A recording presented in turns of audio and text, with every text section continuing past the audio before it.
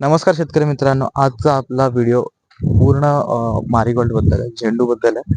आज आपण ए to Z म्हणजे लागवडीपासून मार्केटपर्यंत जाईपर्यंत त्याचं इकॉनॉमिक्स पासून त्याचं फर्टिगेशन, त्याचे इन्सेक्टिसाइड, पेस्टिसाइड जे काही आपण स्प्रे करतो सगळ्या स्प्रे पर्यंत सगळं जाणून घेणार आहोत एका व्हिडिओमध्ये. तर व्हिडिओ पूर्ण बघा आणि आपल्या चॅनलला फॉलो केलं नसेल किंवा सबस्क्राईब केलं नसेल तर सबस्क्राईब नक्की करा. आणि झेंडूमध्ये दोन रंग येतात, एक केशरी आणि एक पिवळा. तर आपल्याकडे दोन्ही रंग आहेत. इथं या प्लॉटमध्ये तुम्ही बघू शकता की इथे पिवळ्या रंगाचा झेंडू तुम्ही माझ्या मागे बघू शकता आणि पलीकडे आपण केशरी रंगाचा झेंडू देखील केला. लागवडीसाठी झेंडू योग्य ऋतू किंवा योग्य महिना असं आपण स्पेसिफिकली नाही सांगू शकत, कारण की झेंडू तुम्ही वर्षभर कधीही लागवड करू शकता. वर्षभर याची मागणी असते मार्केटमध्ये. स्पेसिफिकली तुम्हाला जर एखादा फेस्टिवल टार्गेट करायचं आहे म्हणजे दसरा असेल, दिवाळी असेल, गणपती असेल, तर झेंडू आपण किती दिवसात आपली पहिली तोड होईल किंवा दुसरी तोड होईल त्यानुसार तुम्ही ते सणाचं कॅल्क्युलेशन करून तुम्ही त्याच्या आधी लावू शकता. मी जी ही लागवड केली आहे ही 8 जूनची लागवड आहे. माझं 8 जूनला मी लागवड केली होती आणि मला दसऱ्यासाठी हा प्लॉट लावला होता. दसऱ्यासाठी माझी पहिली तोड झाली होती आणि आता दिवाळीसाठी आपला प्लॉट रेडी आहे. आपल्या इथं आत्ता अर्ध्या एकरच्या प्लॉटवर एक 700 ते 800 किलो माल तयार आहे. तर हा दिवाळीसाठी ऑलमोस्ट रेडी आहे. तर मागे काही कटिंग पण चालली आहे, म्हणजे काही तोड पण चालू आहे फुलांची. नर्सरी. आता जेव्हा कधी तुम्ही रोपांची निवड कराल किंवा रोपं जेव्हा कुठल्याही नर्सरीतून जेव्हा घेऊन याल, रोपांची नर्सरी आणा. ती नर्सरी हेल्दी आहे की नाही हे तुम्हाला सर्वप्रथम चेक करायचं आहे. व्हरायटी कोणती घेताय, व्हरायटीचे स्पेसिफिकेशन्स काय आहेत, ते सगळं जाणून घेणं खूप गरजेचं आहे. एक नामांकित नर्सरीमधूनच तुम्ही रोपं आणणं खूप गरजेचं आहे, कारण की रोपं कुठलाही आजार नसावा, रोपांची रूट कॉइलिंग झालेली नसावी. तर या सगळ्या गोष्टी रूट्समध्ये निमॅटोड नसावा. या सगळ्या गोष्टी जाणून घेणं खूप गरजेचं आहे आणि नर्सरी खूप जास्त वयस्करही नसावी आणि खूप छोटीही नसावी.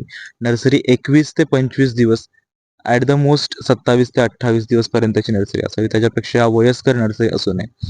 त्याच्यापेक्षा कमी वयाची म्हणजे 21 दिवसांच्या आधीची नर्सरी असू नये. तर ह्या सगळ्या गोष्टींची काळजी घेणं खूप गरजेचं आहे नर्सरी सिलेक्शन करताना. व जेव्हा आपल्या फार्मवर येतात तेव्हा तुम्ही रोपांची कशी काळजी घेताय किंवा तुम्ही रोपांना आधी सन एक्सपोजर देताय का? किती दिवस तुम्ही घरी ठेवताय किंवा डायरेक्ट लागवड करताय? सर्वात प्रथम तुम्ही रोपं कशी आणताय? म्हणजे ट्रेमध्ये आणताय, तुमच्या ट्रेमध्ये रोपं येतात की रोपं बॉक्समध्ये येतात? रोपं बॉक्समध्ये जेव्हा येतात तेव्हा युजुअली ती ट्रेमधून काढलेली असतात. ती रोपं तुम्हाला त्या कंडिशनमध्ये एका दिवसातच लागवड झाली पाहिजे किंवा जास्तीत जास्त दुसऱ्या दिवशी लागवड झाली पाहिजे. जास्त डिले केलं तर रोपं थोडीशी सुकतात. मर होत नाही, कारण की कोकोपीट असतं रोपांमध्ये मुळांसोबत. पण तरी पण प्रयत्न करायचा की जेवढ्या लवकर तुमची लागवड होईल, ते बेटर राहील तुमच्या रोपांसाठी. विशिष्ट गोष्टी कडे लक्ष देणं खूप गरजेचं आहे. जसं की तुम्ही लागवड कोणत्या पद्धतीने करणार आहात. मी हा ट्रायल प्लॉट आहे जसं सांगितलं, तसं मी लागवड मल्च व ड्रिप न करता करायचं ठरवलं होतं. तर तुम्ही मल्च आणि ड्रिप नक्की करू शकता, कारण की मल्चिंग आणि ड्रिपचा जेव्हा तुम्ही वापर कराल, तेव्हा तुम्हाला नक्कीच फायदा होणार. कारण की तुमचा जे खुरपणीचा खर्च आहे, तो कमी होणार. तुम्हाला जे खतं द्यायची आहेत, तुम्ही डायरेक्ट सोल्युबल फर्टिलायझर्स तुम्ही डायरेक्ट ड्रिप वाटे देऊ शकता. ड्रेंचिंग जी करायची तुम्हाला वेगळी गरज पडते. तुम्ही डायरेक्ट ड्रिप वाटे तुम्ही ड्रेंचिंग करू शकता. तर अशा काही गोष्टींचा तुम्हाला नक्की फायदा होईल जेव्हा तुम्ही लागवड करता. तर मी तर ड्रिप आणि मल्चचा वापर नव्हता केला, पण तुम्ही ते कन्सिडर नक्की करू शकता. ऑफकोर्स प्रॉफिटेबल क्रॉप आहे, तर तुम्हाला नक्कीच फायदा होईल. ड्रेंचिंग. नेक्स्ट सगळ्यात इम्पॉर्टंट पॉइंट आहे जेव्हा तुमची नर्सरीची लागवड होईल किंवा जेव्हा तुमची रोपांची लागवड होईल. सर्वात महत्त्वाचं पॉइंट आहे ड्रेंचिंग. पहिल्या आठवड्यापासून तुमची ड्रेंचिंग सुरू होते. रोपं चांगली तग धरेपर्यंत तुमची ड्रेंचिंग. तुम्हाला दर आठवड्याला आपण ड्रेंचिंग करावं लागली तरी चालते किंवा दर 4 दिवसालाही तुम्हाला ड्रेंचिंग करावं लागते. पहिली ड्रेंचिंग तुम्हाला घ्यायची आहे कीटकनाशक, बुरशीनाशक आणि ह्युमिक ॲसिड. ह्युमिक ॲसिड तुमच्या रूट्सच्या ग्रोथसाठी, गारवा धरण्यासाठी खूप जास्त मदत करणार आहे. इन्सेक्टिसाइड तुम्हाला घ्यायचं आहे ड्रेंचिंगमध्ये, जेणेकरून तुमच्या पिकाला उन्नी, म्हणजे तुमच्या जर शेतात उन्नीचा त्रास असेल किंवा अशी कुठली कीड असेल जी तुमची मुळांना खाऊ शकते किंवा झाडांना खालून त्रास देऊ शकते, तर त्यासाठी तुम्हाला कीटकनाशकाचा स्प्रे घ्यायचा आहे. आणि बुरशीनाशक ऑफकोर्स बुरशी लागू नये म्हणून किंवा लागलेली बुरशी चा कंट्रोल आपण करू शकतो, म्हणून तुम्हाला पहिली ड्रेंचिंग ह्युमिक ॲसिड, फंगिसाईड आणि इन्सेक्टिसाईड तुमच्या जवळच्या कृषी केंद्रामध्ये जे कोणतं चांगलं बुरशीनाशक, कीटकनाशक अवेलेबल आहे ते तुम्ही यूज करू शकता. सेकंडसाठी पॉज करा. मी तुम्हाला स्क्रीनवर ड्रेंचिंगचं पूर्ण शेड्यूल टाकतोय. 2 दिवसांनी, 4 दिवसांनी, 6 दिवसांनी, 1 आठवड्याने जसं ड्रेंचिंगचं तुम्हाला शेड्यूल पूर्ण स्क्रीनवर भेटून जाईल. तिथे तुम्हाला कोणते फर्टिगेशन्स टाकायचे आहेत, कोणते सोल्युबल फर्टिलायझर्स टाकायचे आहेत आणि कोणते औषधं सोडायचे ड्रेंचिंगमध्ये हे सगळं तुम्हाला स्क्रीनवर दिसेल. स्पेसिंग म्हणजे 2 रोपांमधलं अंतर. आता 2 रोपांमध्ये किती अंतर असावं, जेणेकरून लहान असताना रोपं आपल्याला ते अंतर मोठे जरी वाटलं तरी जेव्हा रोप मोठं होतं तेव्हा ते त्याचा घेरा किती असू शकतो. कारण की आपण मध्ये पिंचिंग वगैरे करतो. पिंचिंग म्हणजे आपण शेंडे खुडणे जेव्हा करतो, त्यानंतर झाडाचा घेरा वाढतो आणि तो घेरा वाढला की झाडाला किती पूर्ण त्याचा घेरा वाढला तर त्याचं किती अंतर लागू शकतं त्याला वाढायसाठी. त्या गोष्टी समजून घेणं किंवा जाणून घेणं खूप गरजेचं आहे. तर 2 झाडांमध्ये 1.25 फूट हे अंतर युजुअली रिकमेंडेड आहे. पण 1.5 फूट ते 2 फूट जर अंतर तुम्ही ठेवताय, तर नेहमी चांगलं राहील. कारण की 2 रोपांमध्ये जेवढं अंतर असेल, तेवढं त्याच्या फांद्या जास्त वाढतील. एकमेकांमध्ये गुंतणार नाहीत आणि फुलं ऑफकोर्स जास्त तुमचं प्रॉफिट वाढणार आहे. कारण की रोपं जरी कमी लागले पर एकर किंवा पर प्लॉट, तरी पण तुमचं फांद्या ब्रँचेस जास्त वाढल्यामुळे एका रोपाला फुलं जास्त लागणार आहेत. आता मी इथे ट्रायल प्लॉट असल्यामुळे मी इंटरक्रॉपिंग केलंय. तर मी ऑफकोर्स 1.25 फूट ते 2 फूट हे अंतर ठेवलंय रोपांमध्ये आणि त्याच्यानंतर मी मध्ये शेवग्याचं प्लांटेशन केलंय. ऑफकोर्स ते मी तुम्हाला पुढे सांगणार आहे, की इंटरक्रॉपिंग आपण जेव्हा टॉपिक घेऊ, कोणते इंटरक्रॉप्स करू शकतो आणि कसं करू शकतो. विडिंग म्हणजेच खुरपणी. शेतकऱ्यांच्या काही प्रमुख अडचणींमधला सगळ्यात मोठी अडचण जी तुम्हाला शेतात अडचण ही आढळणारच म्हणजे तुमचं शेतातलं तण.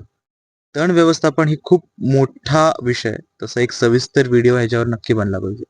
पण तण व्यवस्थापनासाठी आपण खुरपणी इन हे बेस्ट ऑप्शन आहे. जेव्हा तुम्ही सेन्सिटिव्ह क्रॉप्स लाईक मारीगोल्ड सारखे जेव्हा नाजूक पिकं जेव्हा तुम्ही करता, झेंडूसारखी नाजूक पिकं जेव्हा तुम्ही करता, तेव्हा तुम्हाला खुरपणी हा एकच पर्याय राहतो. कारण की याच्यात कोणतंही विडीसाईड तुम्ही यूज करू शकत नाही. कारण की ही पिकं खूप जास्त सेन्सिटिव्ह आहेत. विडिंगवरचा खर्च जो विडिंगवर मी खर्च केलाय माझ्या प्लॉटमध्ये, त्या खर्चात ड्रिप आणि मल्च हे तुमच्या प्लॉटवर तुम्ही सहज यूज करू शकता. त्याच्यात तुम्हाला मनुष्यबळही नाही लागणार. तेवढ्याच खर्चात तुमचं फायदे जास्त होतात. कारण की जेव्हा तण उगवतं तेव्हा तुमचं तण तुमच्या पिकाला नक्की त्रास येतं. मल्च जर तुम्ही केलं तर तुमच्या पिकांच्या मध्ये तण उगवतच नाही आणि तण न उगवल्यामुळे तुम्ही जेवढी खतं देताय ती डायरेक्ट तुमच्या पिकापर्यंत पोहोचतात. म्हणून तुम्ही जर तुमच्या शेतामध्ये तणाचा खूप जास्त प्रॉब्लेम असेल जसं माझ्या ह्या प्लॉटमध्ये आहे, तर तुम्ही नक्कीच मल्चकडे जाऊ शकता. नक्कीच मल्चचा विचार केला पाहिजे तुम्ही. इंटरक्रॉपिंग. इंटरक्रॉपिंग हा एक खूप महत्त्वाचा विषय आहे. जेव्हा आपण स्मार्ट फार्मिंग करायचा जेव्हा विचार करतो, तेव्हा एका प्लॉटमध्ये फक्त एक पीक लावण्याऐवजी आपण इथे आपण काय केलंय, की आपण मोरिंगा पण लावलाय. म्हणजे आपलं ड्रमस्टिक किंवा आपला शेवगा आपण ज्याला म्हणतो, शेवगा लावलेला आहे आपण मारीगोल्डच्या फार्ममध्ये. म्हणजे आपल्या झेंडूच्या प्लॉटमध्ये आपण शेवगा लावून थोडं स्मार्ट पद्धतीने शेती करायचा प्रयत्न केलाय. म्हणजे जेव्हा आपला झेंडू निघून जाईल, तेव्हा आपला शेवगा तसाच प्लॉटमध्ये राहणार आहे. आणि त्याचं टाइम कन्झ्युमिंग जे आहे शेवग्याचं जे 5 ते 7 महिन्यानंतर जे हार्वेस्टला येणार, ते टाइम आपण मारीगोल्डचं जेव्हा हार्वेस्ट घेऊन म्हणजे आपला सेम प्लॉटमधून डबल प्रॉफिट होणार आहे. पुढचा महत्त्वाचा विषय आहे कीड नियोजन किंवा कीटकांचं आपण नियोजन कसं करू शकतो. हे बघा कीटकांचं किंवा आपण हे जे स्प्रे सांगू आपण जे स्प्रे तुम्हाला रिकमेंड करतो, ते स्प्रे तुम्ही पहिल्या आठवड्यात घ्या, दुसऱ्या आठवड्यात घ्या असं रिकमेंडेशन देऊन चालणार नाही. तुम्हाला तुमच्या प्लॉटवर तुमचं कंटिन्यू लक्ष पाहिजे. तुम्ही प्लॉटवर फिरलं पाहिजे. तुमच्या झाडांवर बघितलं पाहिजे कोणती कीड किंवा कोणते फ्लाईज, ॲपिड्स, जसिड्स जे काही तुमचं काय दिसून येतं तुमच्या कोणते फ्लाईज वगैरे दिसून येतात का? ते तुमच्या पानं खातायत, स्टेम्स खातायत, फांद्या पाडतायत, नक्की काय होतंय? तर ते तुम्ही जवळच्या कृषी केंद्रात सांगायचं, की असं-असं कीड आहे. तर याच्यासाठी कोणतं इन्सेक्टिसाइड वापरलं जाऊ शकतं आणि मग तसं तुम्ही नियोजन करणार. असं एक शेड्यूल देऊन तुम्ही त्याच्यानुसार नियोजन नाही करू शकत. जर कोणती कीड आलीच नाहीये, तर तुम्ही उगाचच कीटकनाशकांवर खर्च करून उपयोग नाही. आणि कीटकनाशक जेव्हा कधी तुम्ही वापराल, कीटकनाशक, बुरशीनाशक ते एक प्रमाणात वापरायचं. खूप जास्त अतिरेक, आता हे फुलांची शेती म्हणून ठीक आहे, पण कोणत्याही गोष्टीचा अतिरेक जेव्हा होतो, तेव्हा ते रिव्हर्स तुमचा म्हणजे तुमचा फायदा होण्याच्या ऐवजी तुमचं नुकसान जास्त वाढतं. तर तुम्ही जेव्हा वापर कराल, तेव्हा एक लिमिटमध्ये वापर करायचा. जेवढं रिकमेंड केलंय तेवढाच वापर कराल, तर ते तुमच्यासाठी नेहमी चांगलं राहील.